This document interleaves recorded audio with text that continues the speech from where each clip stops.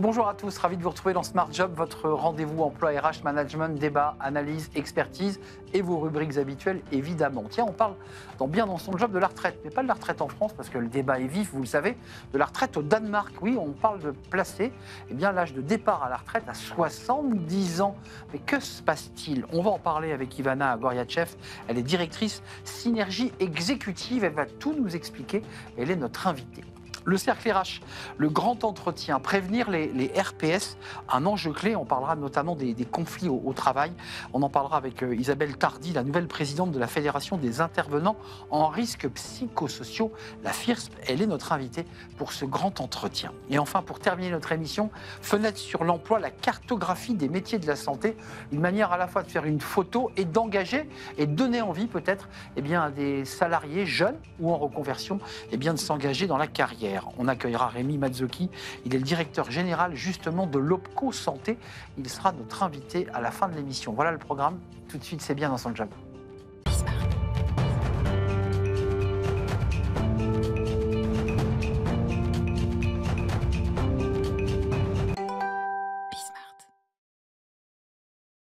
Bien dans son job pour parler de la retraite. Alors vous allez me dire, rien de nouveau sous le soleil, le débat n'est pas tranché dans l'hémicycle avec 62, 64, on ne le sait toujours pas.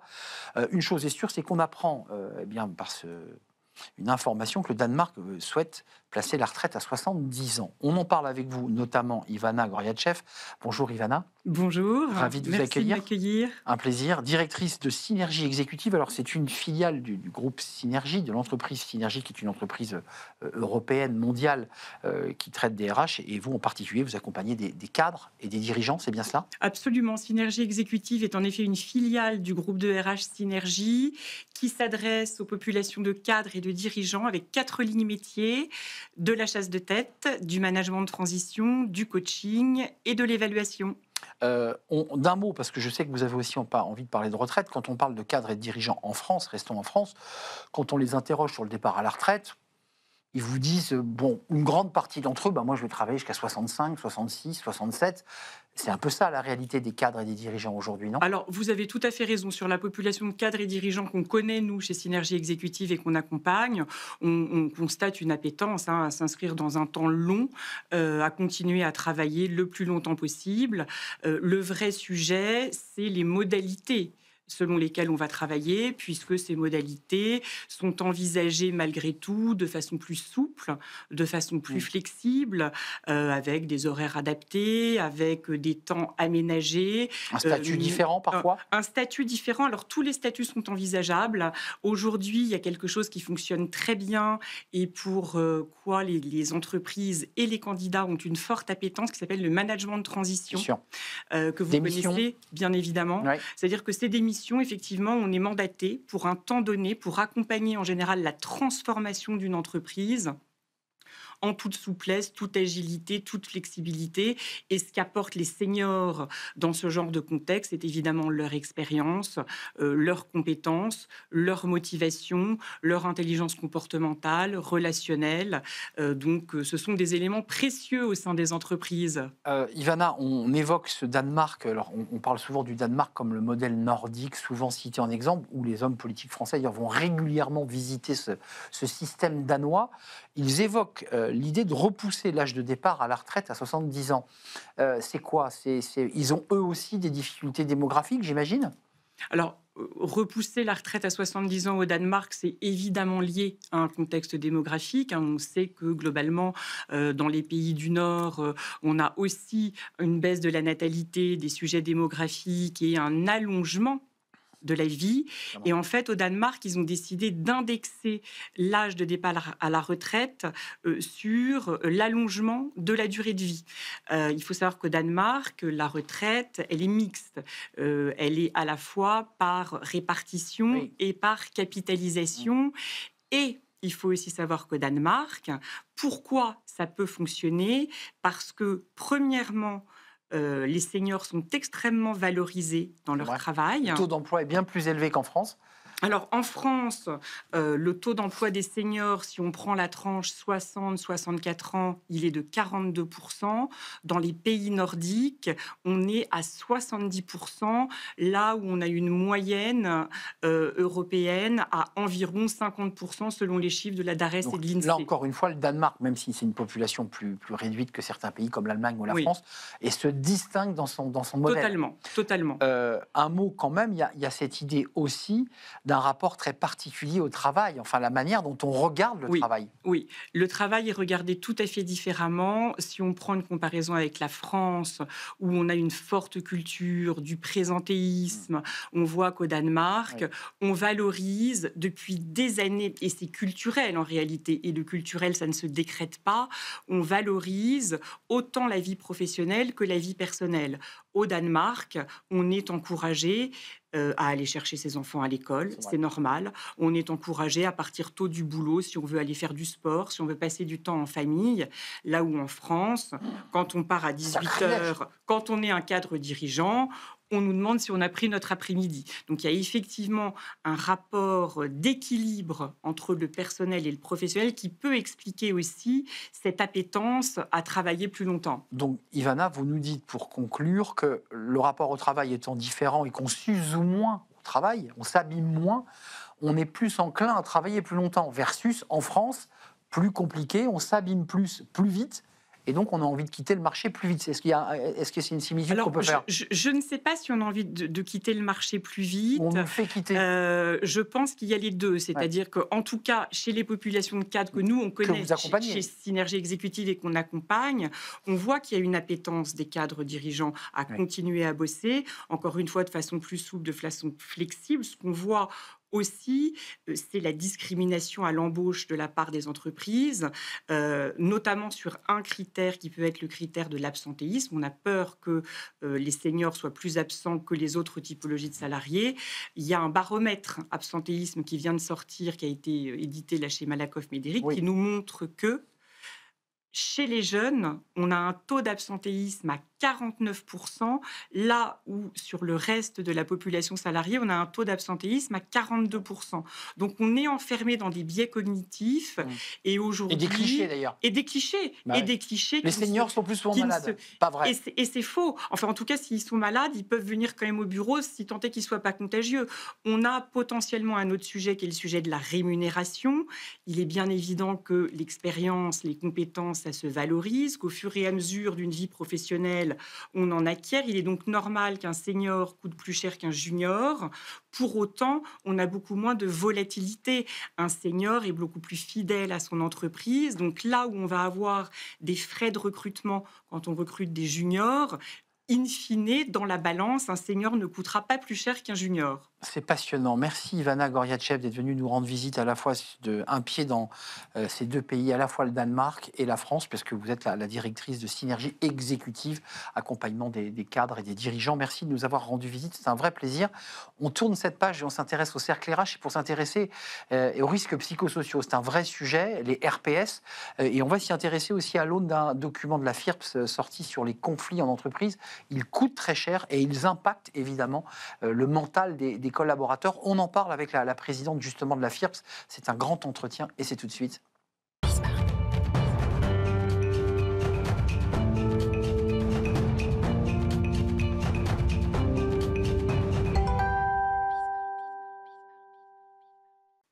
Le grand entretien, le cercle RH consacré aux risques psychosociaux, qui est un sujet qui est au cœur des préoccupations à la fois des collaborateurs, mais aussi des DRH, qui renvoie évidemment à des mots-clés comme la santé mentale, mais aussi les conflits au sein des entreprises, les tensions, les conflits, qui ont un impact évidemment sur le comportement, l'engagement des collaborateurs. Et justement, pour en parler, j'accueille Isabelle Tarty. Bonjour Isabelle. Bonjour. Très heureux, j'appelle présidente Isabelle. Présidente. Oui, parce que vous étiez venue chez nous il y a quelque temps, vous n'étiez pas la présidente de la FIRS, J'étais vice-présidente. et vous êtes aujourd'hui la présidente de la Fédération des intervenants en risques psychosociaux, avec une série de livrets. documents et de livrets qui sont des livrets extrêmement documentés, scientifiques, très bien construits. D'abord, un petit mot sur vous, c'est la tradition, parce que quand on accueille des DRH, des responsables, femmes et hommes, on leur demande d'où ils viennent et quels sont leurs objectifs. Alors, Comment vous en êtes arrivé à devenir présidente de la FIRSP? Alors là, c'est vraiment une question très, très personnelle. Alors déjà, vice-présidente, je travaille dans les risques psychosociaux depuis plus de 18 ans, entourée de psychologues cliniciens, psychologues du travail. J'étais un peu l'électron différent, puisque moi, je suis docteur en sociologie du travail, C'est ça. médiatrice de conflits en entreprise. Et je représentais le cabinet de l'IAPR au sein de la FIRSP en tant que vice-présidente. Et aujourd'hui, présidente, c'est un mot qui est très fort. Vous allez y mettre quoi? Parce que la FIRP, c'est en fait une multitude de structures, d'entreprises engagées sur ces sujets, alors parfois très amies, parfois concurrentes, et qui sont engagées sur ces enjeux. Qu'est-ce que vous avez envie d'apporter de plus ou de prolonger l'action du précédent président?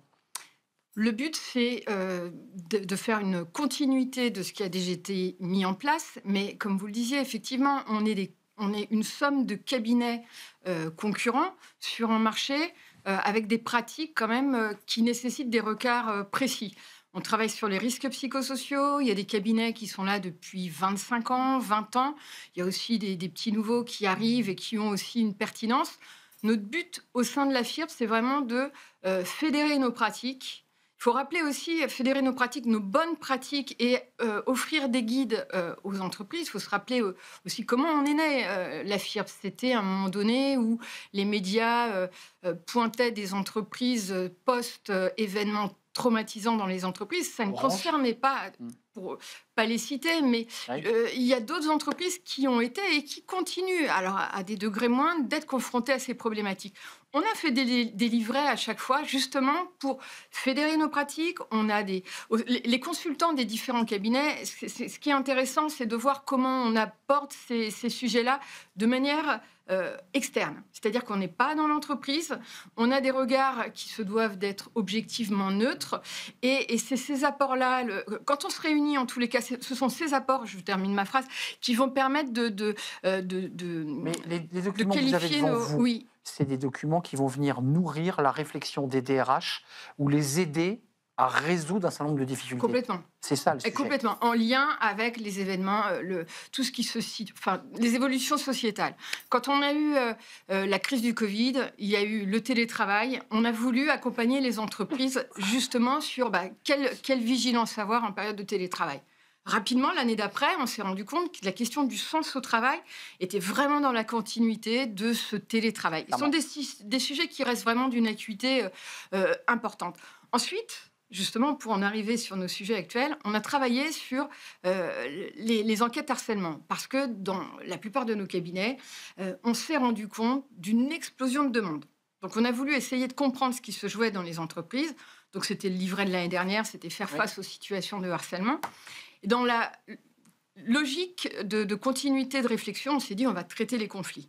Parce que c'est vraiment, ça s'inscrit dans une poursuite du sujet. Isabelle, la FIRSP qui publie donc ce nouveau livret que vous avez devant vous, parce que tout ça, ce sont des outils très utiles, la gestion des conflits au travail, défis majeurs, et le titre est intéressant pour la santé et la performance des organisations. Donc vous ne traitez pas uniquement l'être, mais aussi l'organisation, parce que ça a un impact.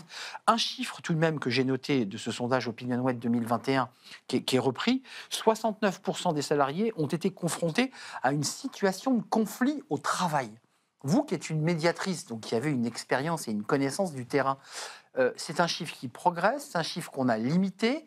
Est-ce qu'on a de plus en plus de conflits? Et pourtant, on n'a jamais parlé autant de bien-être au travail et d'organisation souple. Comment vous expliquez ce chiffre? Alors, c'est un chiffre qui augmente. Il suffit de regarder ce qui se joue sur la place internationale, ce qui se joue ne serait-ce qu'au niveau de nos politiques, dans ces façons de débattre qui sont relativement agressives. Donc, créer des règles de communication en entreprise, ça ne va pas de soi. Et les intervenants externes sont vraiment là pour dire comment on travaille la communication, comment on travaille les difficultés, et de penser que ça va se régler tout seul, c'est un vœu pieux. On le voit dans nos pratiques, c'est pour ça, si vous voulez, le dernier livret est décomposé en 3 parties. Les régulations d'équipe, comment, quand on est face à des collectifs qui dysfonctionnent, qu'est-ce qu'on peut mettre en place? Réguler des équipes, ça se fait de manière avec des méthodes précises. La médiation, effectivement, vous l'avez dit, en tant que médiatrice, c'est un outil dont je suis persuadée de l'ultra-puissance. On écoute chacun. on les rassemble parfois. C'est ça, exactement. Parfois, parce que mettre des gens ensemble, c'est souvent le risque. Et les entreprises, elles ont souvent besoin d'être également aidées sur comment on accompagne le conflit, parce que mettre trop rapidement des personnes qui ne s'entendent pas les uns en face des autres, c'est comme le chat et le chien qui ne se sont jamais vus, ça peut créer plus de dégâts qu'autre chose. Là, c'est la sociologue et présidente qui s'exprime, mais vous évoquez dans votre titre un danger pour les organisations, parce qu'il faut quand même préciser que ces conflits, ils ont un impact lourd, elles ont un coût, ces conflits ont un coût pour l'entreprise. Le coût, c'est quoi? C'est les risques psychosociaux, c'est les arrêts maladie, c'est les gens qui disent « on m'a agressé, je pars 1 mois et demi en arrêt maladie parce que je ne peux plus revenir ». Est-ce que c'est ça le coût? C'est ça, mais c'est aussi les départs, hein, parce que le nombre de personnes qui, à un moment donné, quand ils comprennent que la santé est en jeu, préfèrent prendre le relais. Et ça me permet de rebondir aussi sur votre interview d'après. C'est intéressant, votre collègue, pardon, pas votre collègue, la dame qui est intervenue tout à l'heure disait que ce sont les jeunes qui se mettent plus facilement en arrêt que les seniors.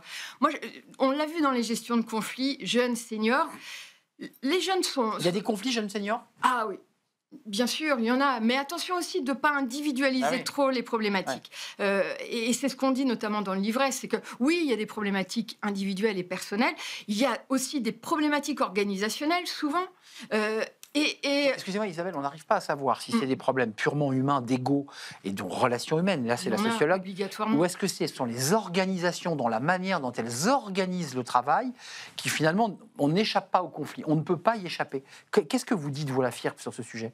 Les zones de pouvoir, mal définies, sont des sources de conflits énormes. Et on le voit bien quand on met ensemble des personnes, c'est-à-dire qu'indépendamment des personnes que vous mettrez au même poste, si vous accompagnez pas, si vous créez pas des espaces pour comprendre et analyser le travail, ça va être un bis repetita. Effectivement, les personnalités vont venir exacerber des irritations peut-être plus tôt, mais si on arrive à faire comprendre que c'est pas en remplaçant la personne que la situation va se régler, on fait un grand pas. Et souvent, les RH, quand elles sont informées des situations, ne sont pas toujours très à l'aise sur comment on accompagne la situation. Elles se règlent rarement toutes seules, ou par un départ, par un arrêt maladie. Ou par une procédure judiciaire, ou une procédure prud'homale. Complètement. Et nous, notre but, en tous les cas, en ayant fait faire face aux situations de harcèlement et de conflit au travail, ça se parle. Ça se parle parce que tout n'est pas harcèlement non plus. Mais les conseils que vous donnez à la FIRSP sur ce sujet des conflits, parce qu'on voit bien le lien direct entre conflit, qui parfois peut être une petite tension ou des choses plus graves, vers les risques psychosociaux, voire un impact sur la santé mentale du collaborateur. Il se sent fatigué, il se sent épuisé, il ne veut plus venir au travail, il a peur. Tout ça a un impact sur son mental. Complètement. Quelles sont les recommandations que vous donnez? Parce que j'imagine que ça, vous le transmettez au RH pour leur donner quelques conseils. Qu'est-ce qu'on fait? On écoute, on prend le temps. Comment on essaie de récupérer quelqu'un qui vous dit « je ne peux plus rester dans cette entreprise » ? Déjà, le premier élément, c'est de l'écouter. Et bien souvent, les personnes ont un besoin d'énoncer les difficultés dans lesquelles elles sont. Et on dépose le sujet. Effectivement, le conflit, c'est source de souffrance. Quand vous êtes en conflit avec un collègue ou avec un manager, généralement, la première chose que ces personnes disent en médiation, c'est « je dors plus, j'ai pris des cachets, je ne supporte plus, je fais de l'eczéma ». Donc, tout ça, ce sont des manifestations, complètement. Donc, il y a plusieurs leviers pour les entreprises. C'est écouter les difficultés rencontrées par le collaborateur, le manager. Là, on va être plutôt de la prévention tertiaire, de l'accompagnement psychologique, rappel des numéros verts ou parfois même des approches proactives. Quelqu'un qui ne va pas bien, si le RH s'en rend compte, on peut avoir une écoute soutenante par rapport aux conflits qu'on vit. Ça, c'est prévention tertiaire. Prévention primaire, ça va être qu'est-ce qui se joue dans l'entreprise, pourquoi ça dysfonctionne. Donc, on essaie de comprendre et là, on va mettre des outils. Si c'est un gros collectif, on va plutôt faire d'abord un diagnostic psychosocial, un diagnostic de situation, libérer la parole. Ça peut sembler bête, mais libérer la parole... Laisser la place à la parole. Pour comprendre ce qui se joue. Les RH doivent être sensibilisés à ça, mais il ne faut pas se leurrer non plus. Dire à son manager ou à son RH que... C'est pas une science parfaite, ce qu'on évoque. Complètement. C'est complexe. Mais tout chaque à fait. cas est particulier, chaque situation est particulière. Et surtout de dire que ça relève de la critique, de dire je ne m'entends pas avec mon manager, il m'a fait ci, il m'a fait ça. C'est compliqué. Ouais, donc, qu'est-ce qu'on va pouvoir dire à son RH? Les limites. Donc, c'est bien que les RH écoutent, mais La libération de la parole se fera pas de la même façon que quand c'est avec un tiers professionnel, parce que tout ce qui va se passer en régulation, en médiation, on met des règles notamment de confidentialité pour rassurer les personnes. Et le but, c'est gagnant-gagnant en régulation d'équipe, médiation, c'est vraiment d'aider les personnes à dépasser le conflit. Avant de nous quitter, cher président, c'est aussi la formation tout de même des managers, parce que parfois les managers sont source de conflits, mais parfois ils assistent aussi eux-mêmes dans leurs équipes à des conflits. Il faut les former, parce qu'eux aussi sont des relais de médiation. Complètement. En fait, déjà les sensibiliser à de quoi on parle quand on est sur les risques psychosociaux, comment on agit, et ça c'est valable à travers les années, comment en tant que manager, quand on détecte des signaux faibles de changement de comportement d'un collègue, à quel moment on agit, et de se dire que on n'agit pas, ça passera, généralement ça revient en boomerang. Merci Isabelle Tarty. Je rappelle ce fascicule qui est donc ce livre. Voilà, montrez-moi, je vais le montrer. Vous le montrez directement à la caméra, vous êtes une professionnelle. Je ne sais pas si on peut avoir un serré sur le livre. Là, il y a un petit reflet, je vais le reprendre. Voilà, elle le faisait vous faisiez très bien Isabelle. Hein, voilà, ça c'est ce livret de la FIRP sur les conflits, avec à la fois des conseils pratiques et puis aussi une photographie de la situation et des cas pratiques. On est parti de cas d'entreprise en discutant avec les différents consultants et experts de la FIRPS, et c'est ce qui fait toute la richesse de nos livrets. Merci. Conflit au travail, réparer le lien, prévenir les ruptures, qui a, on l'aura entendu, un coût important pour l'entreprise parce qu'il faut recruter de nouveau et on perd des compétences aussi par ces situations. Merci Madame la Présidente Isabelle Tarty, parce que vous êtes présidente, je ne l'ai pas dit, depuis mars 2025, donc depuis quelques mois seulement, présidente de la FIRP, la Fédération des intervenants en risques psychosociaux. Merci de nous avoir rendu visite, c'est un vrai plaisir.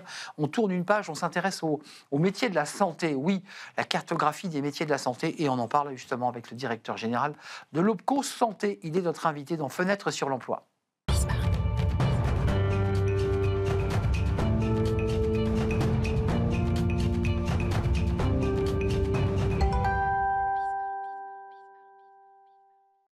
Et on termine notre émission avec Fenêtre sur l'emploi pour accueillir Rémi Mazzocchi. Bonjour Rémi, je suis très heureux de vous accueillir, directeur général de l'OPCO Santé. Et on va parler avec vous, alors notamment de la cartographie des métiers de la santé. D'abord, cartographie, ça veut dire que c'est une sorte de photo, une sorte d'arbre où on voit tous les métiers cartographiés. C'est quoi l'objectif de cartographier les métiers de la santé ? Alors bonjour, oui. Alors l'objectif, c'est de répondre à une attente de l'Observatoire de l'OPCO Santé, qui a été créé pour les branches du secteur sanitaire, social, médico-social, privé à but non lucratif, mais également l'hospitalisation privée. Et donc le but de cette cartographie, c'est bien d'identifier l'ensemble et de montrer à voir l'ensemble des emplois disponibles dans le secteur, non seulement le contenu de ces emplois, mais également les passerelles et les évolutions entre ces différents emplois. Alors, il faut être concret, parce que quand vous cartographiez, l'OPCO met aussi à disposition des utilisateurs des outils. Ils peuvent consulter, télécharger les fiches métiers. Alors ça, c'est ceux qui, j'ai envie de dire, seraient en reconversion, voudraient savoir à quoi ressemblent ces métiers. Et puis, analyser un CV via un outil de matching ou comparer un emploi d'origine à un emploi cible. Ce qui permet à ceux du métier, cette fois-ci, de pouvoir savoir où ils peuvent évoluer dans la grande famille du secteur santé. C'est bien ça l'objectif. C'est bien ça, c'est d'être interactif et de servir tous ceux qui s'intéressent, soit les fonctions RH, les DRH, soit les conseillers de France Travail, soit ceux qui aident à orienter en conseiller en évolution professionnelle, mais également les salariés ou les personnes qui sont intéressées par rejoindre le secteur. Et donc, on a vraiment voulu cet outil interactif pour pouvoir télécharger, se renseigner sur un emploi, mais aussi comparer les métiers, voire soumettre son CV pour voir la différence qu'il y a entre ses compétences et les compétences qu'il faudrait pour... Donc, j'y glisse mon CV, ça me permet de savoir si je peux accéder à ce poste, ou si j'ai besoin, j'imagine, faire des formations complémentaires pour accéder au poste que je vise. C'est ça l'objectif. Exactement, c'est ça aussi l'objectif. Vous incarnez, à travers votre poste de directeur général de l'OPCO Santé, un secteur qui, sans vilain jeu de mots, qui est malade et qui peine et qui a des difficultés de recrutement. Ça, vous le confirmez qu'aujourd'hui, c'est un des secteurs pénuriques en main-d'œuvre. Alors oui, c'est pas une nouveauté, mais à la fois, ce secteur peine et il est absolument essentiel pour aujourd'hui et encore plus pour demain. Quand on voit le vieillissement de la population ou la transition démographique qu'on évoque souvent sur les plateaux télé, il est évident qu'aujourd'hui, la qualité d'être accueilli demain et d'être accompagné, que ce soit dans le soin, dans le social, dans le médico-social, va dépendre de la capacité à avoir des professionnels en face qui rejoignent le secteur. Or, il y a des dizaines de milliers d'emplois non pourvus encore aujourd'hui, et le besoin va continuer à augmenter. Donc, il est très important de travailler à faire venir vers notre secteur et à permettre les évolutions en son sein. On entend maintenir les emplois, parce que c'est aussi un objectif de votre cartographie, c'est maintenir les salariés dans leur emploi et puis faire venir de nouveaux profils. C'est quoi? C'est des seniors, c'est des personnes en reconversion, c'est des jeunes qui sortent d'école? C'est quel profil? Ou c'est les trois en même temps, peut-être? C'est tout, c'est les trois en même temps. Il n'y a pas de, ça s'adresse pas à une typologie de public qu'un autre. Ça n'a pas une vocation de promotion. C'est une vocation de lisibilité, de montrer à voir les spécificités du secteur en termes d'emploi sur des métiers du soin, mais aussi des fonctions support, parce que dans les Exact. établissements. Et c'est juste montrer les voies possibles, les compétences nécessaires, le besoin en formation, la capacité à financer après ces formations quand on est aussi salarié. Donc pour ouvrir des perspectives, pour aider à mûrir finalement des projets professionnels au sein de nos secteurs. Ça a dû être un boulot titanesque quand même, parce que quand on analyse vos métiers, et il y a aussi les métiers support, il y a aussi de la communication, du marketing, de l'informatique. Enfin, c'est une cartographie gigantesque, le nombre de métiers de la santé. Alors pour l'instant, on y en a de plus en plus, il y en a déjà une cinquantaine en ligne. C'est un travail pour lequel les branches professionnelles que j'ai citées investissent beaucoup, puisque ce travail est le fruit aussi de professionnels du secteur, des branches professionnelles qui travaillent, qui valident ces fiches, et ensuite, nous, on les met à disposition dans l'outil interactif, pour que ça soit le plus fidèle possible, et aux compétences, et à la description des métiers exercés. Ça part du terrain, donc c'est vraiment, ça illustre les métiers tels qu'ils sont proposés dans les entreprises et associations du secteur. Donc ça veut dire que ceux qui nous regardent, qu'ils soient RH ou pas seulement d'ailleurs des téléspectateurs, ils peuvent aller sur le site Opco Santé et ils ont déjà 50 fiches métiers avec l'outil de CV qui leur permet de savoir si potentiellement ils peuvent briguer tel ou tel poste ou secteur. On est bien d'accord? On est bien d'accord. Et même comparer plusieurs métiers, c'est-à-dire commencer un premier métier et dire si je veux passer de ce métier-là à ce métier cible, quels sont l'écart de compétences et ou l'écart de formation de diplôme qui m'est nécessaire. On voit le travail que vous faites, qui est un travail technique avec les branches, et ça c'est un travail important de cartographie, puis un travail d'attractivité. Comment on rend, avant de nous quitter, Rémi Mazzocchi, le secteur plus attractif? On a vu ces infirmières, on se souvient, pendant le Covid, elles ont été à la fois applaudies, augmentées par ailleurs, puisqu'elles avaient été augmentées par le ministre. Comment on rend ce secteur plus attractif? Eh bien, il faut tout d'abord le faire connaître. Je pense qu'il faut parler vrai, il faut avoir un vrai syndrome de vérité. Ça ne sert à rien de rendre héroïque quelque chose si derrière c'est pas suivi des faits ou si c'est pas concret. Je pense que les professionnels eux-mêmes nous disent qu'ils n'ont pas envie d'être des héros, ils ont simplement d'être considérés, d'être visibles et d'être reconnus pour le travail qu'ils font. Donc c'est comme ça qu'on valorise, c'est montrer à voir. Cette cartographie en fait partie, mais derrière, en 2026, l'Opco Santé travaille aussi à une campagne de communication pour les secteurs évoqués qui mettra en avant les professionnels, l'immersion, montrer à voir la réalité du terrain sur ces aspects qui sont difficiles, vous l'évoquez, mais aussi tous les aspects positifs et d'évolution qu'on évoquait. Désinvisibiliser, montrer aussi la beauté de ces métiers, qui sont parfois des métiers difficiles, mais qui sont dans l'humain, qui sont dans la chair. Merci Rémi Mazzocchi d'être venu nous rendre visite, nous éclairer sur ces beaux métiers et sur ces recrutements potentiels. Allez sur le site de l'Opco Santé, cartographie, 50 métiers, il y en aura encore plus au fil des mois, parce qu'évidemment la cartographie se nourrit de nouveaux métiers, puis posez votre CV. Merci à vous, merci de nous avoir rendu visite, merci à vous, merci à toute l'équipe, merci à Paul au son, merci à Charles à la réalisation, et merci évidemment à Nicolas Juchat qui m'accompagne depuis des années dans cette émission passionnante. Merci à vous, merci pour votre fidélité, je vous dis à très bientôt, bye bye.